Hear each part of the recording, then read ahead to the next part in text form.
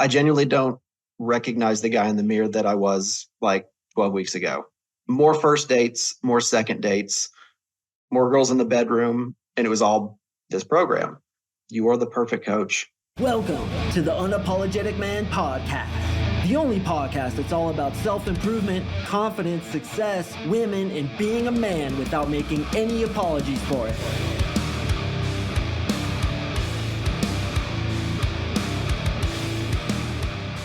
What is up, you champions? Thank you for tuning in to another episode of the UMP. And today, gentlemen, I got a good one for you, because when you listen to this podcast, but more specifically when you come into my coaching program, you are going to have too many females. And that's almost a bigger problem than having too few females, because they talk to each other. You get a reputation. You get blown out so hard your mustache blows off your best friend's face when they find out that you are a player. So we're going to talk about how to handle this situation. I'm also going to give you a template for how to break it off with women when you are over them without them getting too pissed at you, which they always do.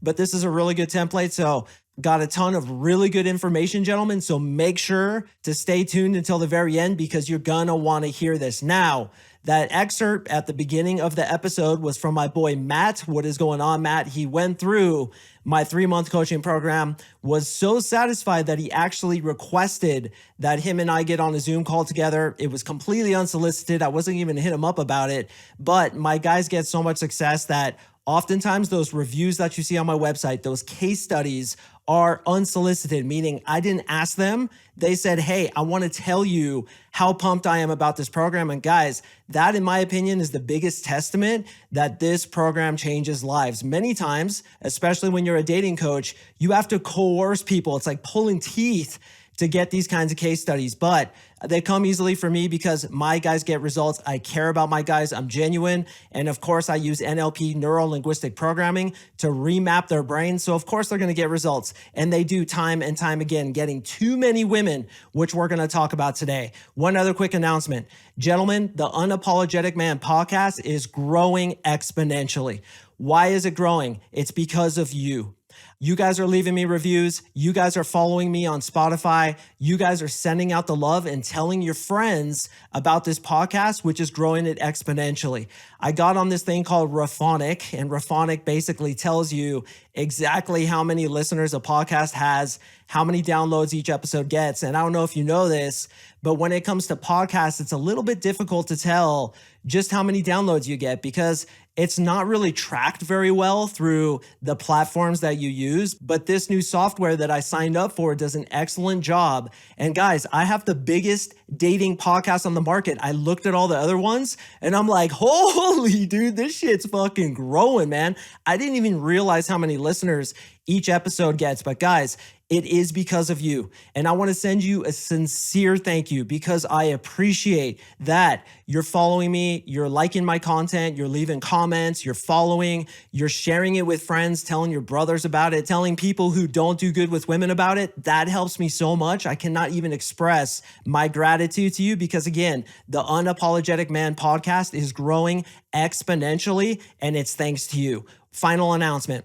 That little excerpt that you heard from Matt M giving his review, his case study about his experience in my 3-month coaching program, I'm going to leave the entire thing at the very end of this episode so you can check it out. You can see exactly the kind of results that he got, because he had 0, I'm talking bagel, women for what I believe was several years. When he came into the program, he was getting the same problem that you're about to get, which is too many women. How do you deal with it? How do you let them down gently so they don't get pissed off at you? And for God's sakes, how do you not get a bad reputation the way CoachMarkSing did when he lived in Arizona? We're going to go over all that today and more, including the breakup template, which I'm about to give you, but it's going to come at the end. So make sure you stay tuned throughout the entire episode. All right. So you guys are going to get game. And what I always tell my boys is this: in the beginning, when you first start getting good with women, you're going to have 0. It's going to be the Sahara Desert if that's what you're experiencing right now. You start getting good at approaching girls. You start getting on the dating apps the way I teach you. You employ what I call a top of funnel idea. And what happens is, once you click off a good approach to open to conversation to phone number, then from phone number to texting, texting to date, then from first date to second date to third date, then usually sex happens around the second or third date. Once you click that off, you are now understanding what it takes to be able to do so, and you're more likely to click it off again. So you go back in the field and you meet another girl, and then bam, you click it off again. Okay, you got 2 under the belt. Then you do it a third time, a fourth time. Once you do it like 4 to 5 times, I'm telling you, and listen very carefully because this is going to be your experience. If, of course, you actually put yourself out there and try this stuff, it becomes, and forgive my analogy here, but it's a good analogy, a pussy avalanche, meaning that it's too much for you to handle. Girls start throwing themselves at you. Girls start doing insane psychotic shit like stalking you, making fake accounts to follow you on Instagram, showing up on your doorstep, which has happened to myself many times, as well as almost all of my clients. These chicks go stalker Texas Ranger. So at first you have famine, then you click off a couple of successes and you realize it's just about rinse and repeat. It's just about doing the same thing with every single girl, pretty much adjusting slightly for their own attitudes, for their own belief systems, for their own personalities. But generally speaking, each seduction goes in the same way. And once you click off like 3, 4, 5, 6, you can just repeat and repeat and repeat. And basically it's girls on command. When you want a girl, you could go get one. How good would that feel, brother? I want you to imagine right now that you can have any girl you see, that last girl that you saw either at the gym, the supermarket, the nightclub, the bar, wherever, that you were too afraid to approach. What would it be like to get her on command? I'm talking, she is unconsciously attracted to you. It's out of her control. It feels pretty darn good, let me tell you from experience. So the way this first starts is not a lot of girls, not a lot of girls, not a lot of girls, and then bam, it's an absolute flood. And usually when it comes to my 3-month coaching program, that happens in week 6. Week 6 is usually when the flood happens, and I liken it to a dam that gets a crack in it in like week 1. Then week 2, you get like a huge crack. Then week 3, a big piece comes off. Week 4, the hole starts getting bigger and bigger. And week 6, the dam breaks. And now you have the problem, too many girls. So you need to think tactically. So my first tip when it comes to this is be careful who you sleep with, you idiot. Because I know you're so horny you'd fuck a snake if you could hold it straight. I know it's been so long that you've had sex, you only get your dick wet in the shower. I understand all this. I deal with clients on a day-to-day basis, many of whom are virgins, who start getting laid and they're like, oh my God, I'm in the promised land. This is heaven. I'm like a Taliban dude who blew himself up in a marketplace. And now I have 40 virgins all to myself, a harem that I can indulge in anytime I want. And my dick is getting wet outside the shower. But I want you to control yourself. Control that red helmeted warrior in your pants, because he's going to try to get you in to every single girl he knows he could get in with. But what's that going to do? That's right. It's going to blow out your reputation. So before you indulge in all that, think tactically. And this is why I say, gentlemen, it's okay for every single girl you meet to be attracted to you. It is not okay to indulge and have sex with all those girls, because you are going to blow out your reputation. So initially, you think tactically.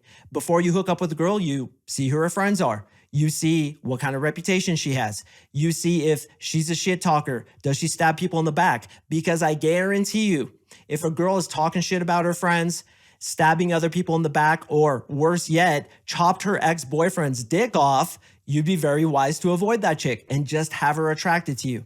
So initially speaking, we want to go out and get as many women attracted to us as possible, as I always say.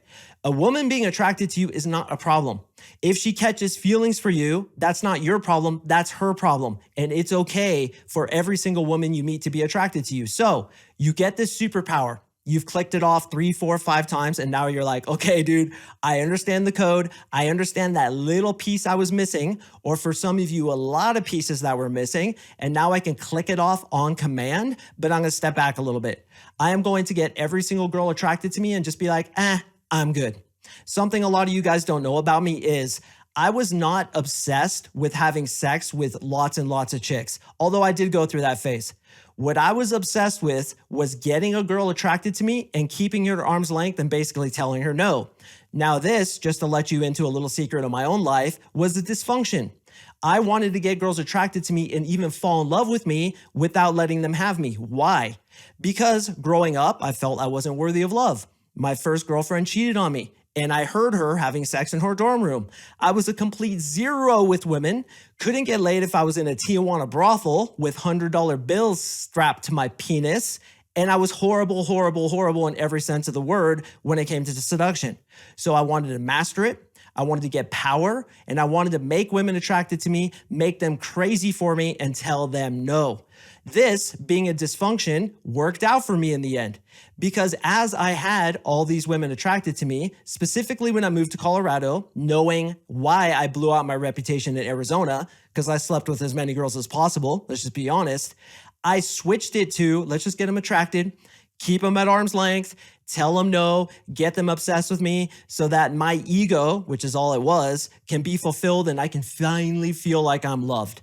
Obviously, I've worked on myself to the point where I've gotten over that, but I still do enjoy going out to the nightclubs and getting girls attracted to me. I let them down gently. I say, hey, I have a girlfriend, but you're super cool. Let's be friends. And it isn't that serious, but what I want to suggest to you is to do the same thing. Go out under the mindset of, I want every single girl attracted to me, and I will only execute, which means sleep with the girl, if she makes the cut. And if I decide that it's not going to blow up in my face because she's friends with Amy, who I slept with last week, or she's in a friends group where I've already slept with 2 girls in that friends group, it's okay, again, for her to be attracted to you. But the second you act on it, then we're getting into messy territory. We are getting into drama. We are getting into butthurt feelings. You are opening up a can of worms that is going to explode all over you if you indulge too much. So you got to be smart, boys. You got to think chess, not checkers. All right, so we're out there getting as many girls attracted to us as we can.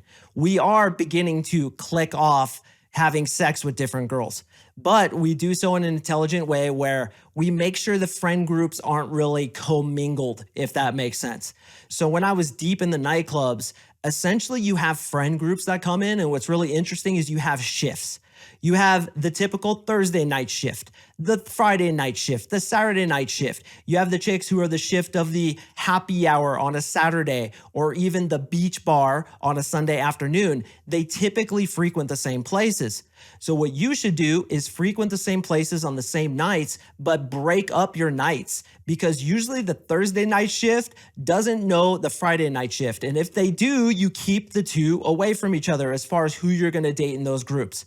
Now, invariably, gentlemen, they are going to end up knowing each other. I don't care how big your city is. I live in Denver, Colorado. Chicks freaking know each other. You're like, how the fuck do you know this chick who lives in Fort Collins and you live in Colorado Springs? How the fuck? And that's like 2 hours away from each other. How do you know each other? They just do. So invariably, when you get good with women, they are going to know each other. And that brings us into the second phase. The second phase is you make girls no promises. If you're promising women that you're going to be their boyfriend, or you're going to stay with them, or you are sleeping with tons of chicks, but you tell her you're not, shit's going to blow up in your face. Guaranteed, as it did for me in Arizona. Do you know why I moved to Colorado? First of all, I moved here because it's goddamn beautiful. It's by far the best state in the union. There's pine trees, hot chicks, mountains, snowboarding, mountain biking, kayaking, fly fishing. It's the best state ever. But Arizona's awesome too, and I loved it. I moved here because I ruined my reputation. It seemed like every single girl knew who I was, and I just had to start from scratch. I don't want that to happen to you. So as you start sleeping with more girls, as you start building your funnel, more and more chicks coming in, never lie to them, as I did, which was totally immature, totally stupid. I was young then. It's not an excuse, but I made my mistake and learned from it. Okay, we don't promise them anything we can't keep, such as I will be your boyfriend, I'm only sleeping with you, etc. What we tell them is, listen, I'm only sleeping with you, and I'm going to get to that in a second, boys, but I am talking to other girls. And yeah, if she asks, yeah, I kiss girls sometimes when we go on dates. Listen, I'm looking for my wife. That's what I would always say. And boys, it is genius. I learned this from a friend of mine who's also a really skilled pickup artist. One day he was telling me a story about how he told a girl, dude, I'm looking for my wife. Of course I'm going to be dating around. Of course I'm going to be talking to girls. I have a limited time, so I'm looking for my wife. Now that's exactly female thinking. I have a limited time, so I'm looking for my husband. So how can you fault a guy who's dating around, meeting lots of girls, if he's looking for his wife? Now back to my point about only sleeping with one girl at a time. That's what I suggest you do. If you meet a girl who you really like, and you're sleeping with another girl, at least this is what I would do. I would blow out the girl I'm sleeping with right about the time I'm about to sleep with the next girl. In fact, I got this so pinpoint accurate that I would break up with the current girl I was seeing at like 3 p.m. and then sleep with the new one at like 7 p.m., rinse and repeat. Now, I was a douchebag, okay? And I changed my ways when I went to Colorado. I slept with far fewer girls. Instead, I focused on self-development and getting them attracted to me and just being like, nah, let's just be friends. But that's what I did when I was in Arizona. It would be one girl to the next, to the next, to the next, because I didn't want to lie to them. And they are going to ask you, are you sleeping with anybody else? Any girl who respects herself will probably walk away from you if you're sleeping with multiple girls, unless she too is sleeping with multiple guys. Now think about this. You tell a girl you're sleeping with multiple girls and she's okay with it. That night you're going down on her. I'm gonna tell you something, brother. You are licking the remnants of some other dude's dick that was just in her vagina because she is sleeping with other dudes. And you know what? If that's her prerogative, more power to her. I do not judge women who sleep around. It's their body, their right. Go ahead and do it. Shit, I did it. I don't agree necessarily today with what I did yesterday, but I did it and I own up to it and it is what it is. So if you're dating a girl and she asks you, are you sleeping with other girls? You're like, yeah. And she's like, okay, that's cool. You know she's sleeping with other dudes. I don't know about you, but I ain't down with that. Okay, I'm not down to go down on her and taste another dude's junk because I like to run a clean battleship. But invariably, boys, and this is another point, you are playing with fire. You are gonna get girls mad at you. You are going to possibly sleep with a girl who's sleeping with a lot of guys. This is playing with fire when you're trying to get good with women, but I still believe it's worth it. Why? To be able to attract women on command is a skill set. That skill set can only be gained by dating lots of girls and experiencing them. Do you have to sleep with all of them? No. Just as I just told you, I could go out and sleep with nobody and still refine my game to a level where if I see a 10, I could get her. But because we as men like to have sex, you're going to want to dip in sometimes. Don't try to lie to me, bro. I know how you roll. I know on a Friday night you end the week stress gaming and then you wish you could go yank girls. If you had this power, you would utilize it and yes, you would sleep with chicks. So do as I did in my worst time, which was at the very most sleep with one girl at a time. And like walking across a pond, you don't want your left foot to leave the rock until your right foot is firmly in place on the next rock. And then your left foot again firmly in place on the rock. And then you lift up that right foot and on and on and on until you get across the pond. That's always the way I handled it. So sleeping with one girl at a time means you can be honest with them. And when they hit you up about it, are you sleeping with other girls? You say no. But I am seeing other girls. I'm talking to other girls. You can't blame me because I'm trying to find my wife. So tactically, you're seeing who knows each other and getting all girls attracted to you, but only pulling the trigger on the ones that you think are safe. You feel like they have a good moral compass. You feel like, yeah, they might be your wife. They might last. I wasn't just meeting, sleeping with, and ditching women because I was a douche canoe. Well, kind of I was. But in truth, I was looking for my wife. I was looking for that girl who was perfect for me. And invariably, because I'm very picky, as I'm sure you are too, I would see something I didn't like, something that was unacceptable, something that was a deal breaker, and I would blow them out, just like you're gonna do too. I guarantee you, for all the guys listening, if you had the power to get any woman you wanted, which by the way, I can give you, if you had that power, you would do exactly as I did, which is meet tons of chicks, sleep with the hot ones, see if they make the cut. If they don't, blow them out and go to the next one. And I did this until I met Marissa, and now I'm settled down with her. And in my opinion, she's a fucking 10. She's a perfect girl for me because I built the skill set. So having lots of women in your life, in my opinion, to build the skill set to get the one you really want is necessary, but do it smart, brother.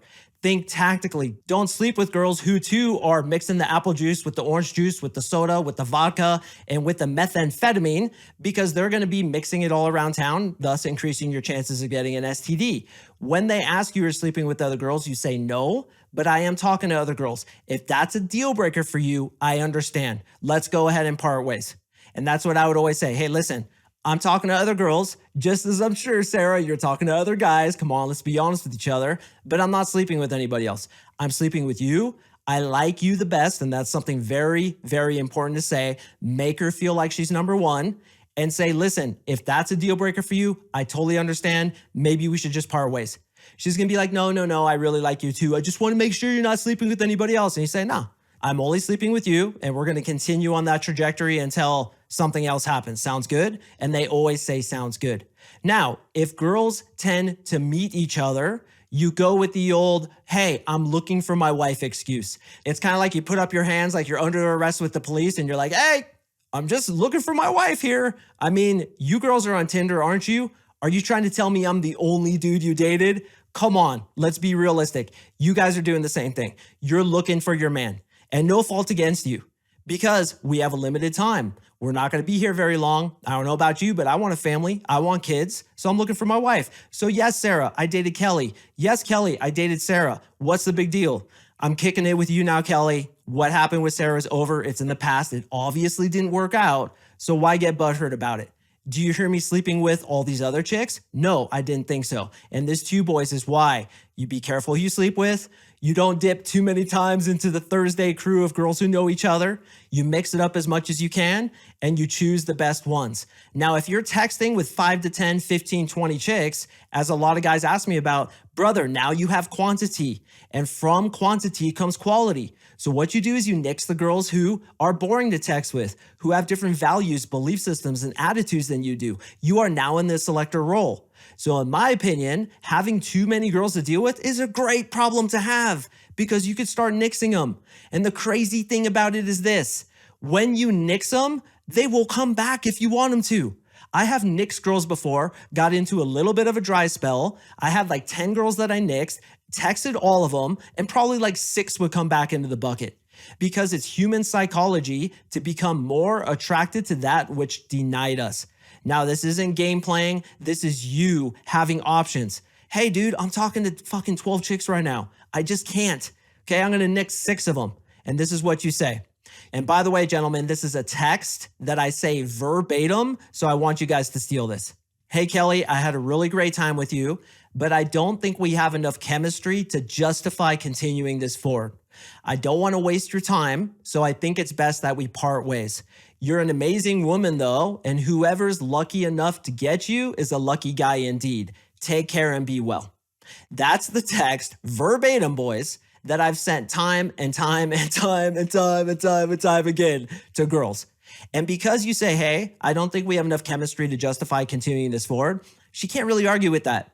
She may think you guys have enough chemistry, but chemistry is one of those opinion-based nebulous things that she may be like, oh, okay, I can see where he's coming from. Then you say, I don't want to waste your time. With women, time is extremely important because their biological clock is ticking.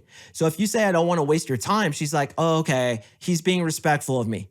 Then you say, I think it's best we part ways, and some lucky guy is going to be so pumped to meet you because you're an amazing woman. Take care and be well. I mean, look, sometimes girls are going to come back and get butthurt about that. Sometimes they're going to get mad and tell other girls who you're seeing that you did that. But it is what it is, man. You're looking for your wife. And that's the basic frame that you need to stick to. Hey, I'm talking to girls, I'm dating girls, and yes, I'm even sleeping with girls because I'm looking for my wife. Let me ask you this, boys, as a final thought.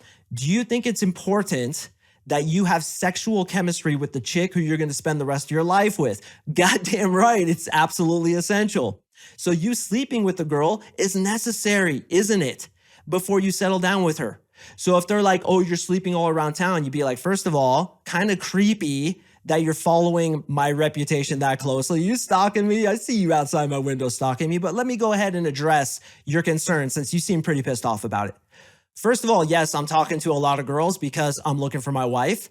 Secondly, those girls who I've slept with, I thought had potential, but we didn't have the necessary chemistry, in my opinion, to continue it forward. You do the same thing, wouldn't you? And she may be like, no, I wouldn't. You'd be like, really?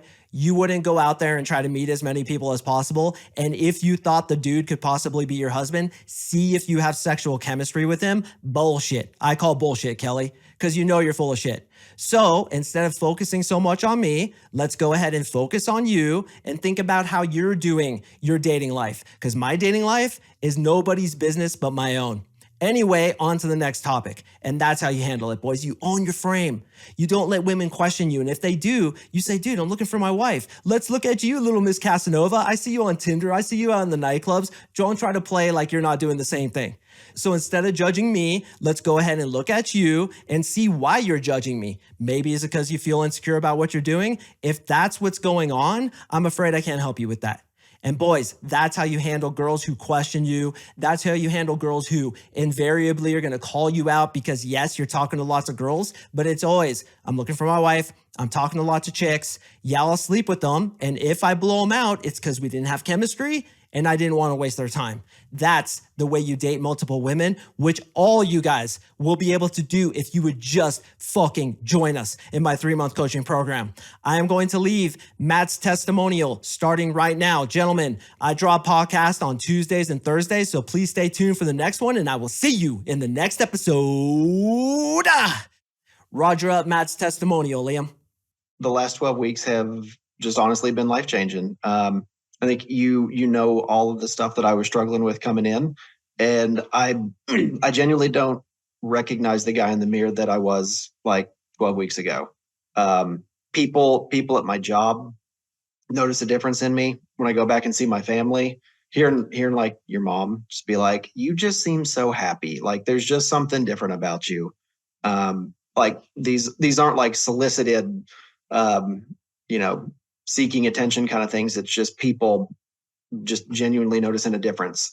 I mean, not only the number of girls that I've gone out with, more first dates, more second dates, more girls in the bedroom over the last 12 weeks than, I couldn't tell you how long.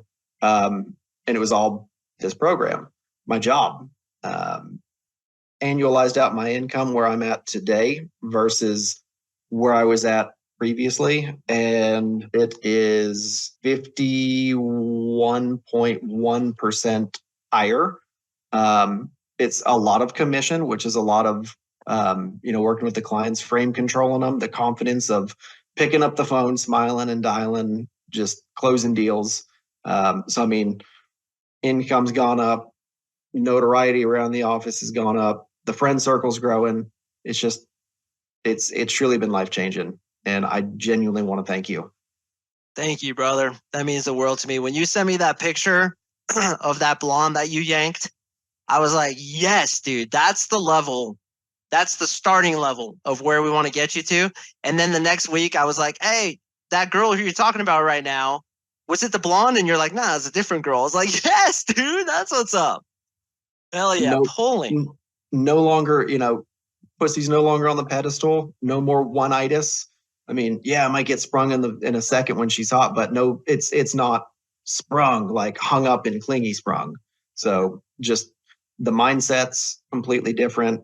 The NLP, some of it was, a little painful to have to go back and remove some of those things, but I'm here to tell you, I still listen to those affirmations every night. It's part of my nighttime routine. Yeah. I feel joy in life. And I know it's just been 3 months, but like, before coming in, that the one chick that I went through some bad stuff with, like it turned me into somebody that I wasn't. And it was very painful, like going through some of these things that, some of the exercise that I had to go to, but I would do it 1,000 times over. There's a guy in my office. I'm trying to, push on in. He's a bit of a pussy, which is why he needs it. So it might take a little more pushing, but Mark, this stuff is real. What you do is real, but I just wanted to take a minute after the call and just thank you for the life-changing knowledge and encouragement. And you are the perfect coach. I hear your voice in my head all day long with different interactions, with just funny little shit that you say, some of the lessons that you say, it's going to stick with me forever. So just thank you. Genuinely thank you. You're welcome, brother. Thank you, man. I'm getting choked up. My purpose here is to help guys like you. So the fact that you just said that, I just feel shivers, man. Shivers. So thank you, Matt. I wish you nothing but the best. Don't be a stranger. Appreciate you, Mark. I'll stay in touch. All right, brother. Thank you. All right. Thank you again. Okay. See you. Bye.